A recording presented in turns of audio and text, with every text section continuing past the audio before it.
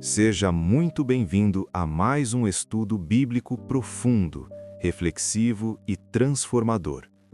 Hoje, nós vamos caminhar juntos por um dos capítulos mais impactantes de toda a Bíblia, Mateus, capítulo 5.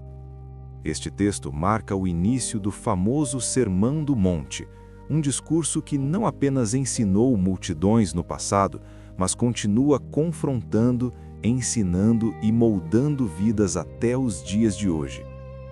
Ao abrir Mateus 5, nós não encontramos apenas palavras bonitas ou conselhos morais, encontramos um verdadeiro manifesto do reino de Deus. Jesus sobe ao monte, senta-se como um mestre com autoridade e começa a revelar uma lógica completamente diferente da lógica do mundo. Aqui os valores humanos são invertidos, as prioridades são reorganizadas e o coração é colocado no centro da fé. Não se trata mais apenas do que fazemos externamente, mas de quem nós somos por dentro. Este capítulo nos convida a olhar para dentro de nós mesmos. Ele nos desafia a repensar o conceito de felicidade, de justiça, de sucesso espiritual e de relacionamento com Deus e com o próximo. Enquanto o mundo afirma que felizes são os fortes, os ricos, os reconhecidos e os que vencem disputas, Jesus declara felizes os pobres de espírito, os mansos, os misericordiosos, os que choram e os perseguidos por causa da justiça. Essas palavras não são poéticas por acaso, elas são revolucionárias. Em Mateus 5, Jesus também nos lembra que a fé não pode ser vivida em segredo ou apenas dentro de um templo. Ele nos chama de sal da terra e luz do mundo, mostrando que a verdadeira espiritualidade gera impacto, transforma ambientes e revela Deus através das nossas atitudes. Uma fé que não influencia, que não ilumina e que não preserva valores, perde o seu propósito. Ao longo deste estudo, veremos Jesus afirmar que não veio abolir a lei, mas cumpri-la. Ele aprofunda os mandamentos, levando-os além da letra e alcançando as intenções do coração. O ódio passa a ser tratado com a mesma seriedade que o assassinato. O desejo impuro é confrontado como raiz do adultério. A vingança é substituída pelo amor. O ódio ao inimigo dá lugar a um chamado radical para amar, perdoar e orar por quem nos fere. Este não é um capítulo fácil. Mateus 5 não foi escrito para nos confortar em nossas zonas de comodidade, mas para nos conduzir a uma transformação real. Ele nos mostra que a justiça do reino de Deus não é superficial, não é performática e não é religiosa no sentido vazio da palavra. É uma justiça que nasce de um coração regenerado, alinhado com o caráter do Pai. Ao iniciar este estudo, permita-se ouvir com atenção, refletir com sinceridade e, acima de tudo, deixar que o Espírito Santo fale ao seu coração. Que este tempo não seja apenas mais um conteúdo assistido, mas um encontro com a palavra viva de Deus. Prepare-se para ser confrontado, edificado e transformado, porque Mateus capítulo 5 não nos chama apenas a ouvir Jesus, mas a viver como ele viveu. Que Deus fale profundamente com você. Vamos começar. Mateus, capítulo 5, versículo 1. Vendo Jesus as multidões, subiu a um monte, e assentando-se, aproximaram-se dele os seus discípulos. Mateus, capítulo 5, versículo 2. E abrindo a boca, os ensinou, dizendo. Mateus, capítulo 5, versículo 3. Bem-aventurados os pobres em espírito, porque deles é o reino dos céus. Mateus, capítulo 5, versículo 4. Bem-aventurados os que choram, porque serão consolados. Mateus, capítulo 5, versículo 5. Bem-aventurados os mansos, porque herdarão a terra. Mateus, capítulo 5, versículo 6. Bem-aventurados os que têm fome e sede de justiça, porque serão fartos. Mateus, capítulo 5, versículo 7. Bem-aventurados os misericordiosos, porque alcançarão misericórdia. Mateus, capítulo 5, versículo 8.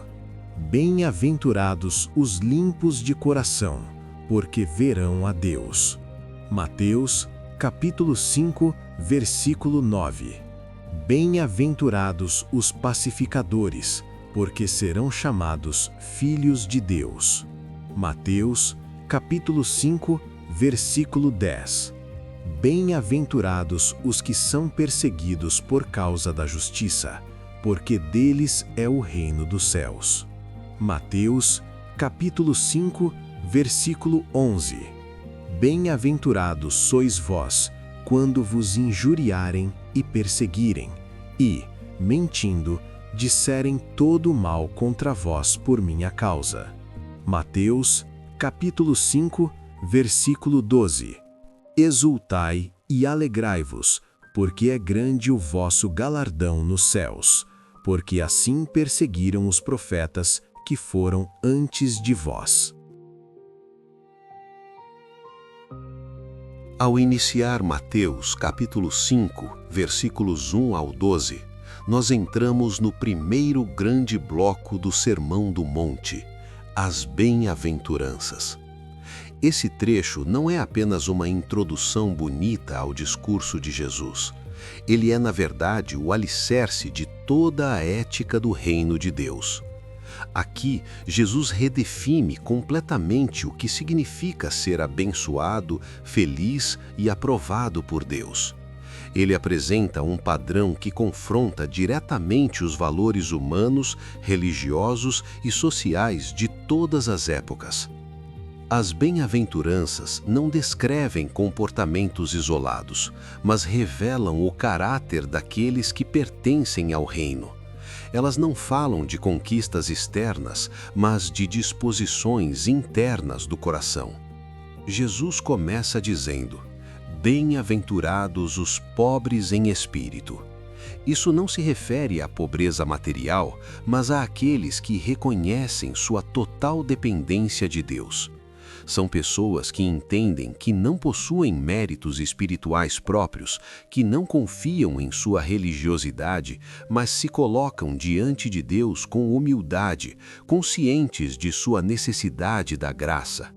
Para esses, Jesus afirma: deles é o reino dos céus. Em seguida, Jesus declara bem-aventurados os que choram. Esse choro vai além da tristeza comum da vida.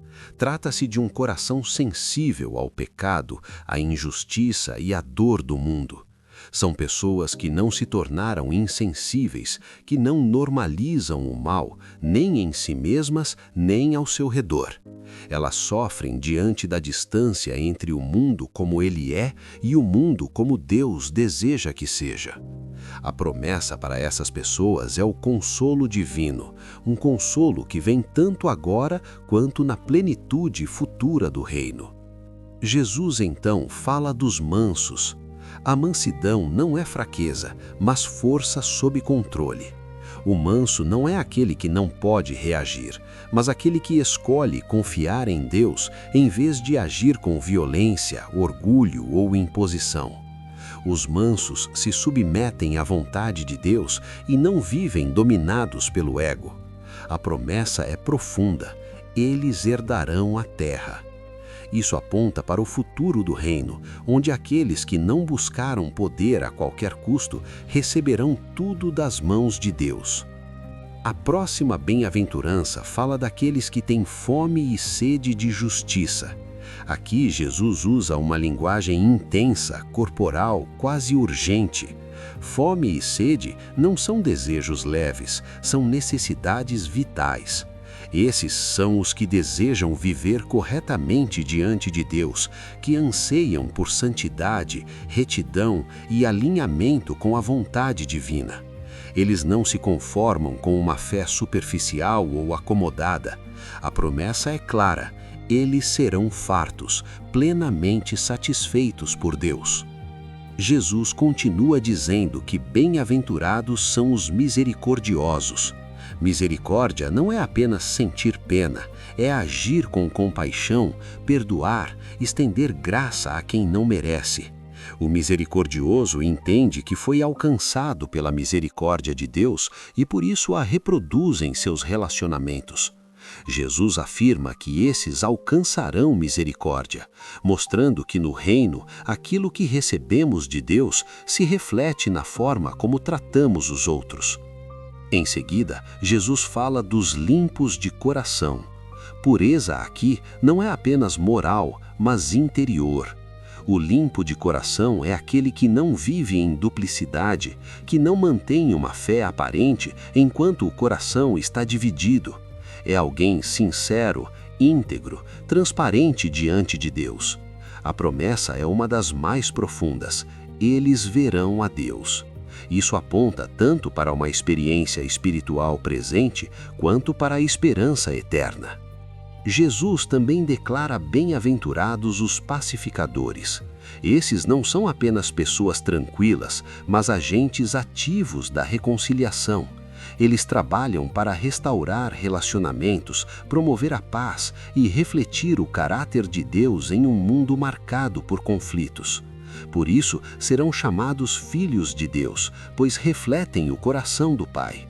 Por fim, Jesus fala dos perseguidos por causa da justiça. Aqui ele deixa claro que viver os valores do reino tem um custo. Aqueles que permanecem fiéis a Cristo, à verdade e à justiça, podem sofrer rejeição, perseguição e injustiça. Ainda assim, Jesus afirma que deles é o reino dos céus. Ele encoraja seus seguidores a se alegrarem, não pelo sofrimento em si, mas pela certeza de que estão alinhados com a história dos profetas e com o propósito eterno de Deus. O ensinamento central das bem-aventuranças é claro: o reino de Deus pertence àqueles que vivem valores espirituais, mesmo quando isso traz sofrimento. Jesus não promete uma vida fácil, mas uma vida significativa, alinhada com o céu. As bem-aventuranças nos chamam a uma fé profunda, autêntica e transformadora que começa no coração e se manifesta numa vida que reflete o caráter de Deus. Mateus, capítulo 5, versículo 13. Vós sois o sal da terra. E se o sal for insípido, com que se há de salgar? Para nada mais presta, senão para se lançar fora e ser pisado pelos homens. Mateus, capítulo 5, versículo 14. Vós sois a luz do mundo. Não se pode esconder uma cidade edificada sobre um monte. Mateus, capítulo 5, versículo 15. Nem se acende a candeia e se coloca debaixo do alqueire, mas no velador, e dá luz a todos os que estão na casa. Mateus, capítulo 5, versículo 16. Assim resplandeça a vossa luz diante dos homens, para que vejam as vossas boas obras e glorifiquem a vosso Pai, que está nos céus. Ao chegar aos versículos 13 a 16 de Mateus capítulo 5, Jesus dá um passo além das bem-aventuranças e passa a mostrar qual é o impacto prático daqueles que vivem os valores do reino de Deus. Depois de descrever o caráter do discípulo, ele agora revela a sua missão no mundo. Jesus não chama seus seguidores apenas para serem transformados interiormente, mas para exercerem uma influência visível, concreta e contínua na realidade ao seu redor. Para isso, ele utiliza duas imagens simples, mas extremamente profundas: o sal da terra e a luz do mundo. Jesus começa afirmando: vós sois o sal da terra. O sal, no contexto bíblico, tinha funções muito claras. Ele preservava os alimentos, retardando a corrupção, e também dava sabor. Ao usar essa metáfora, Jesus ensina que o discípulo exerce um papel essencial na preservação moral e espiritual do mundo. A presença daqueles que vivem segundo os valores do reino impede que a sociedade se deteriore completamente. Onde há discípulos fiéis, há limites para a corrupção, para a injustiça e para a desumanização. O cristão, portanto, não é chamado a se conformar com o mundo, mas a atuar como um agente de preservação dentro dele. Além disso, o sal dá sabor. Uma vida guiada por Deus torna a existência mais significativa, mais humana e mais cheia de propósito. O testemunho cristão revela que viver segundo a vontade de Deus não empobrece a vida, mas a enriquece. Quando o discípulo vive de forma íntegra, misericordiosa e justa, ele mostra que o reino de Deus é desejável, belo e transformador. Jesus, porém, faz um alerta sério: se o sal perder o sabor, para nada mais presta. Um sal sem sabor perde completamente sua função. Essa advertência aponta para o perigo de uma fé que se mistura tanto com os valores do mundo que deixa de ser distinta. Quando o discípulo abandona os princípios do reino, ele perde sua capacidade de influenciar.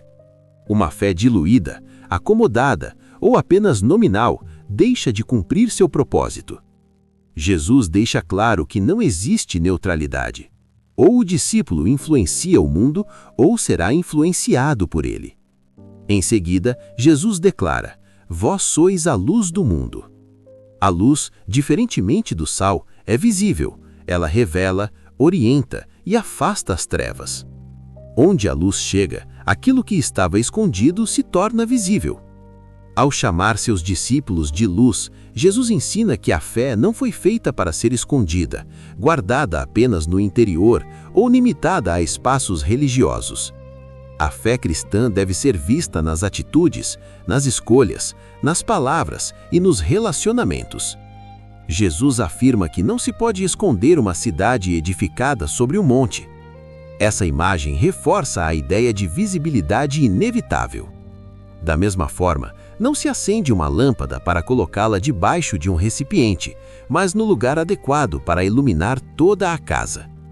Isso mostra que Deus intencionalmente coloca seus filhos em posições onde sua luz pode alcançar outras pessoas. O discípulo não deve esconder sua fé por medo, vergonha ou conveniência. Pelo contrário, ele é chamado a viver de modo coerente, permitindo que a luz de Cristo brilhe através dele. Entretanto, Jesus faz uma correção importante ao dizer que as boas obras devem levar as pessoas a glorificarem o Pai que está nos céus. Aqui, ele estabelece um limite essencial. O objetivo do testemunho cristão não é a autopromoção, nem a exaltação do ego humano. As boas obras não existem para alimentar vaidades espirituais, mas para revelar o caráter de Deus. Quando a fé é vivida corretamente, ela aponta para Deus e não para o indivíduo. Esses versículos nos ensinam que o cristão não é chamado ao isolamento. A vida cristã não é uma fuga do mundo, mas uma missão dentro dele. O discípulo vive inserido na sociedade, participando da vida comum, mas sem perder sua identidade. Ele preserva valores, ilumina caminhos e oferece esperança por meio do seu testemunho.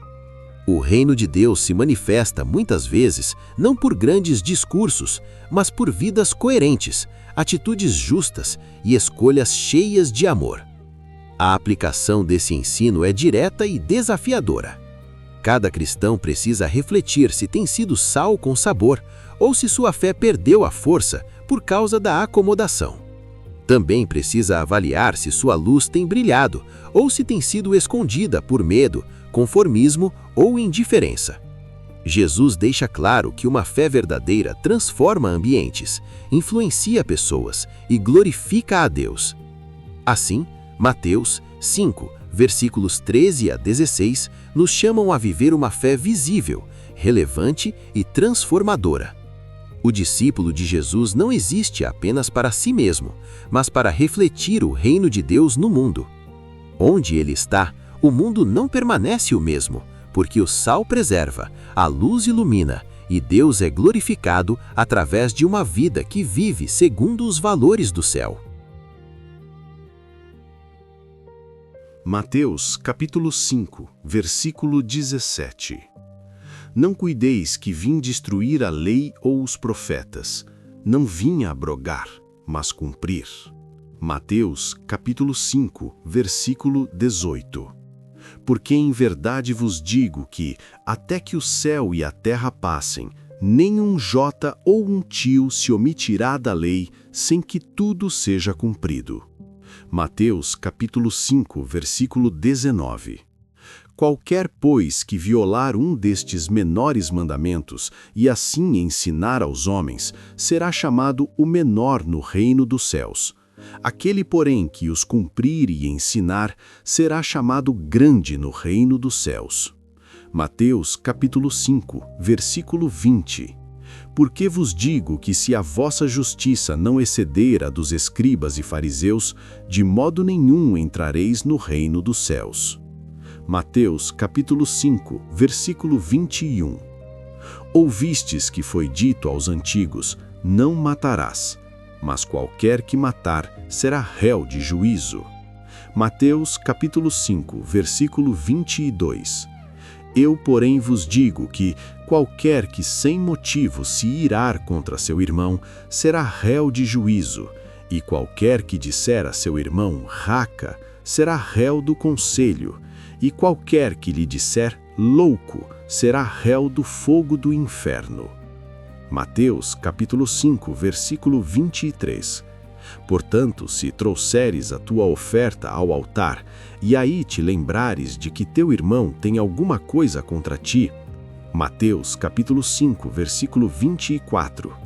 Deixa ali diante do altar a tua oferta e vai reconciliar-te primeiro com teu irmão, e depois vem e apresenta a tua oferta. Mateus, capítulo 5, versículo 25. Concilia-te depressa com o teu adversário, enquanto estás no caminho com ele, para que não aconteça que o adversário te entregue ao juiz, e o juiz te entregue ao oficial, e te encerrem na prisão. Mateus, capítulo 5, versículo 26. Em verdade te digo que de maneira nenhuma sairás dali, enquanto não pagares o último ceitil. Mateus, capítulo 5, versículo 27. Ouvistes que foi dito aos antigos, não cometerás adultério. Mateus, capítulo 5, versículo 28. Eu, porém, vos digo que qualquer que olhar para uma mulher para a cobiçar, já em seu coração cometeu adultério com ela. Mateus, capítulo 5, versículo 29. Portanto, se o teu olho direito te escandalizar, arranca-o e atira-o para longe de ti, pois te é melhor que se perca um dos teus membros do que seja todo o teu corpo lançado no inferno. Mateus, capítulo 5, versículo 30. E se a tua mão direita te escandalizar, corta-a e atira-a para longe de ti, pois te é melhor que se perca um dos teus membros do que seja todo o teu corpo lançado no inferno. Mateus, capítulo 5, versículo 31. Também foi dito, qualquer que deixar sua mulher, dê-lhe carta de divórcio. Mateus, capítulo 5, versículo 32.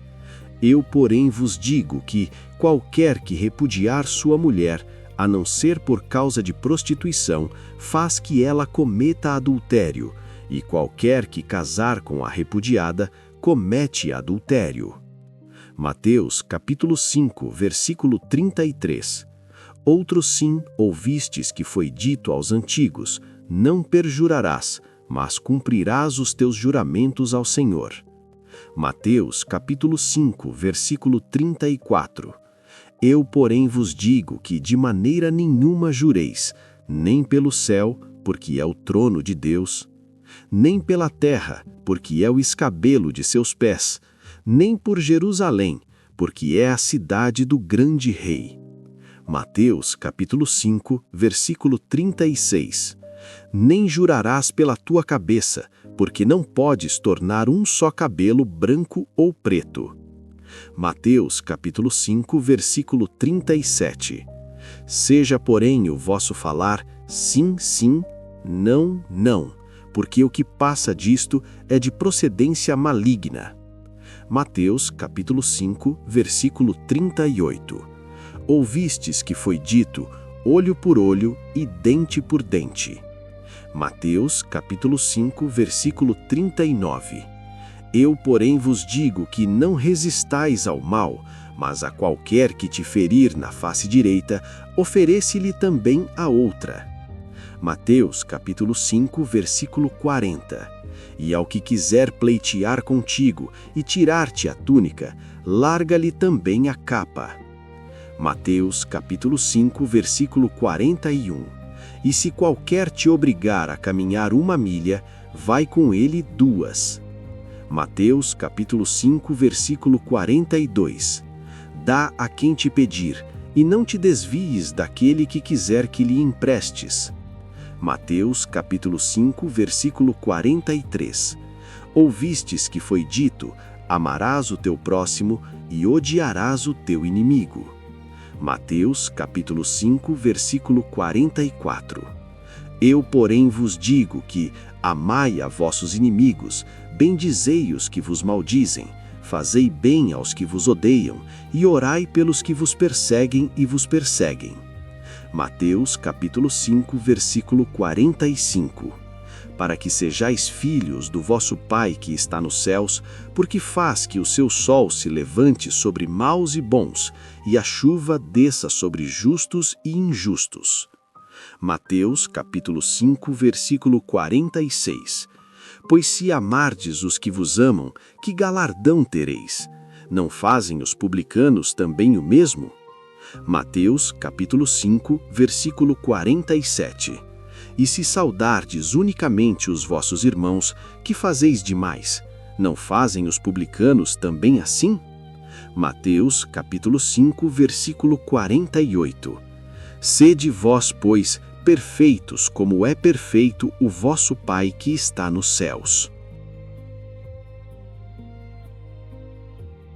Ao declarar que não veio abolir a lei nem os profetas, mas cumpri-los, Jesus estabelece um fundamento essencial para todo o Sermão do Monte. Ele deixa claro que sua mensagem não é uma negação da revelação anterior, mas a sua plena realização. A lei expressa a vontade santa de Deus, e Jesus a cumpre de forma perfeita, tanto em sua vida quanto em seu ensino. Assim, ele se apresenta como aquele que revela o verdadeiro sentido da lei, não apenas em sua letra, mas em seu espírito. Quando Jesus afirma que nenhum jota ou tio passará da lei, ele destaca a fidelidade de Deus à sua palavra. Isso confronta diretamente uma religiosidade seletiva, que escolhe quais mandamentos obedecer. No reino de Deus, a obediência não é negociável nem superficial. No entanto, Jesus deixa claro que não se trata apenas de cumprir regras, mas de viver uma justiça que nasce de um coração transformado. Essa verdade se torna ainda mais clara quando Jesus afirma que a justiça necessária para entrar no reino dos céus deve exceder a dos escribas e fariseus. Esses líderes religiosos eram conhecidos por sua observância externa da lei, mas sua justiça estava limitada à aparência. Jesus denuncia uma espiritualidade baseada em performance religiosa e aponta para uma justiça interior, profunda e genuína. Ao tratar do mandamento "não matarás", Jesus revela que o pecado começa muito antes da ação física. A ira injusta, o desprezo pelo outro e as palavras carregadas de ódio já são expressões de morte no coração. Isso mostra que Deus não avalia apenas comportamentos visíveis, mas as intenções mais profundas da alma humana. Jesus enfatiza a gravidade das palavras e dos relacionamentos rompidos. Para ele, a reconciliação é prioridade absoluta. Não há verdadeira adoração quando há ódio, ressentimento ou falta de perdão. A orientação de deixar a oferta no altar para buscar reconciliação demonstra que a fé autêntica se manifesta no amor ao próximo. Ao encerrar esse bloco falando sobre a urgência de resolver conflitos, Jesus ensina que a justiça do reino busca restaurar, não condenar. O discípulo de Jesus é chamado a viver em paz, promovendo reconciliação e refletindo o caráter gracioso de Deus em seus relacionamentos. Jesus aprofunda ainda mais o ensino sobre a justiça do reino, agora entrando no campo da pureza interior, dos relacionamentos e da verdade. Ao citar o mandamento "não cometerás adultério", ele revela que o pecado não se limita ao ato visível, mas começa no desejo cultivado no coração. O olhar carregado de cobiça já representa uma quebra da fidelidade interior diante de Deus. Esse ensino confronta uma espiritualidade que se contenta com a aparência externa de santidade. Jesus deixa claro que Deus vê o interior do ser humano e se importa com pensamentos, intenções e desejos. Por isso, ele usa uma linguagem forte ao falar sobre arrancar o olho ou cortar a mão que leva ao pecado. Essa não é uma defesa da automutilação, mas um chamado à seriedade e à radicalidade no combate ao pecado. Em seguida, Jesus aborda o tema do divórcio, corrigindo distorções comuns em seu tempo. Muitos utilizavam a lei como justificativa para romper alianças por motivos banais.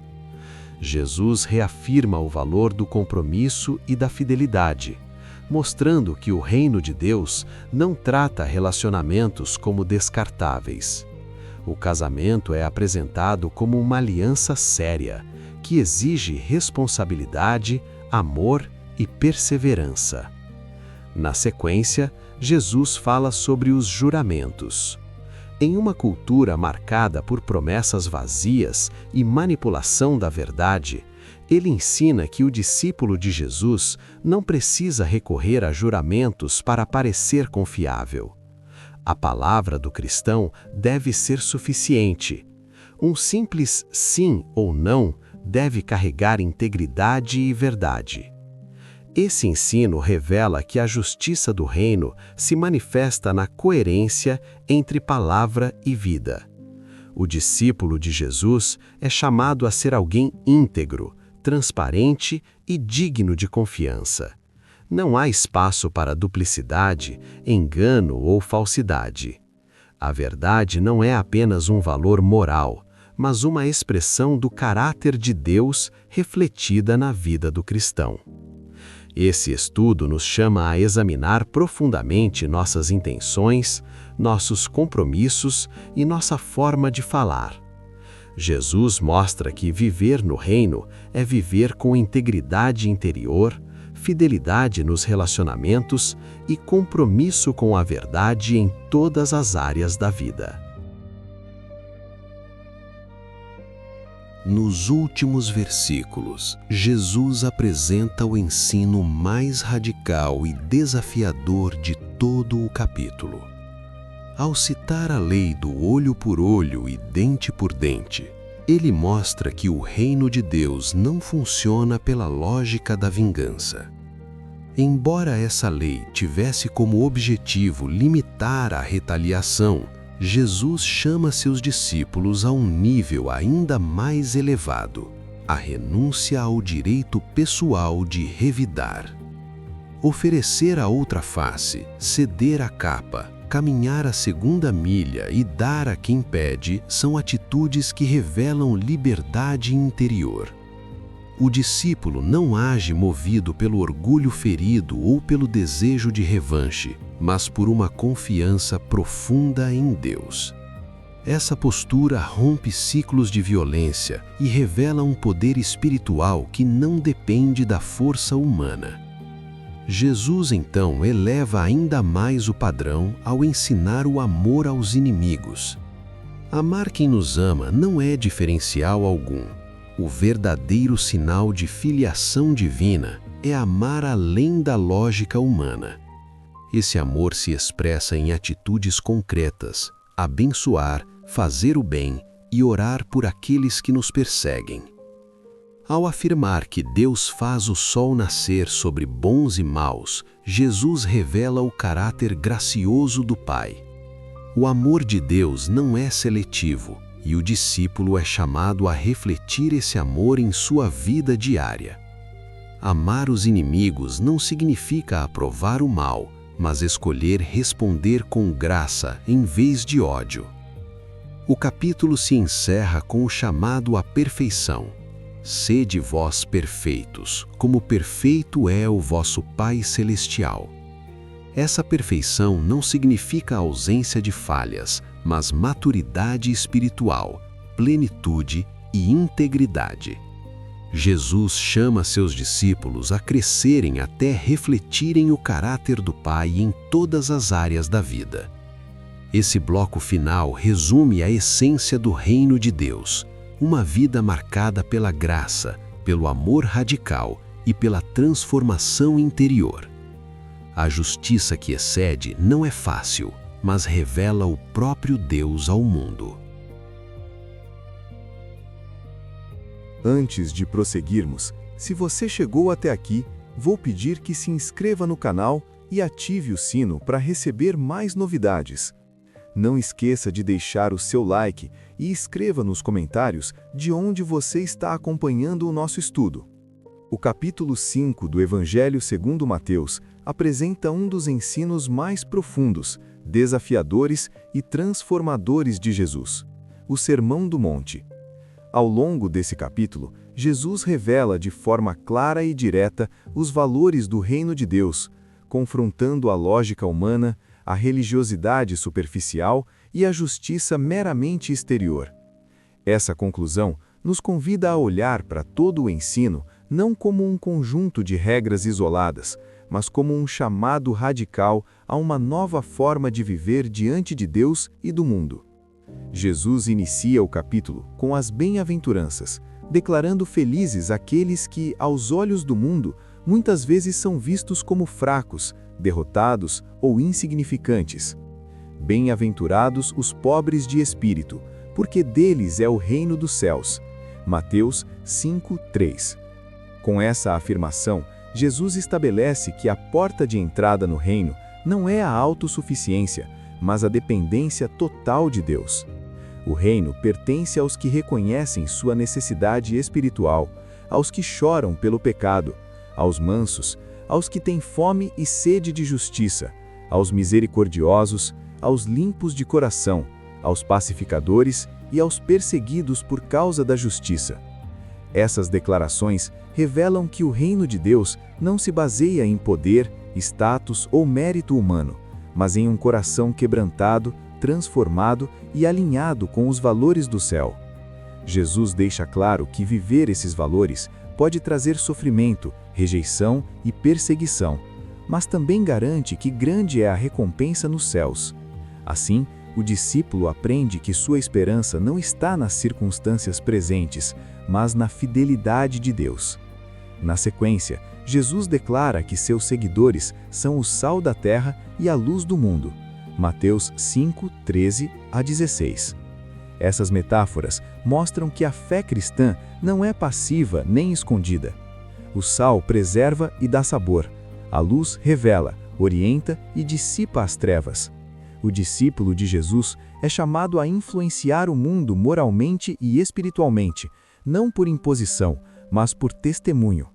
As boas obras não existem para glorificar o ego humano, mas para que vejam as vossas boas obras e glorifiquem a vosso Pai que está nos céus.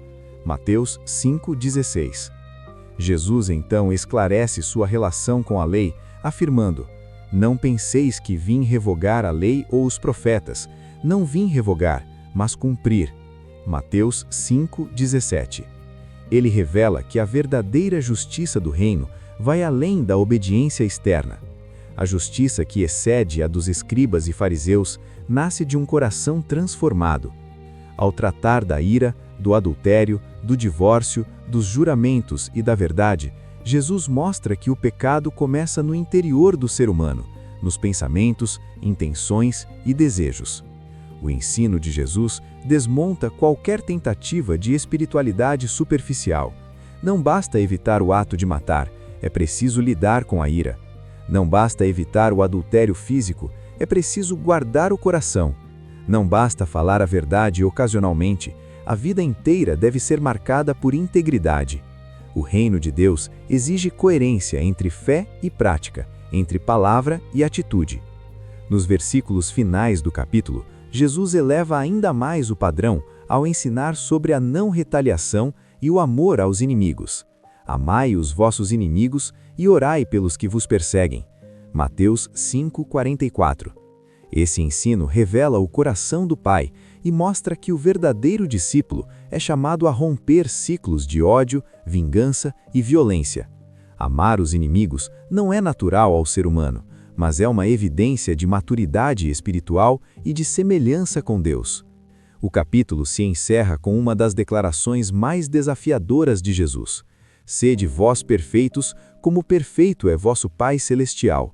Essa perfeição não fala de impecabilidade, mas de plenitude, maturidade e integridade.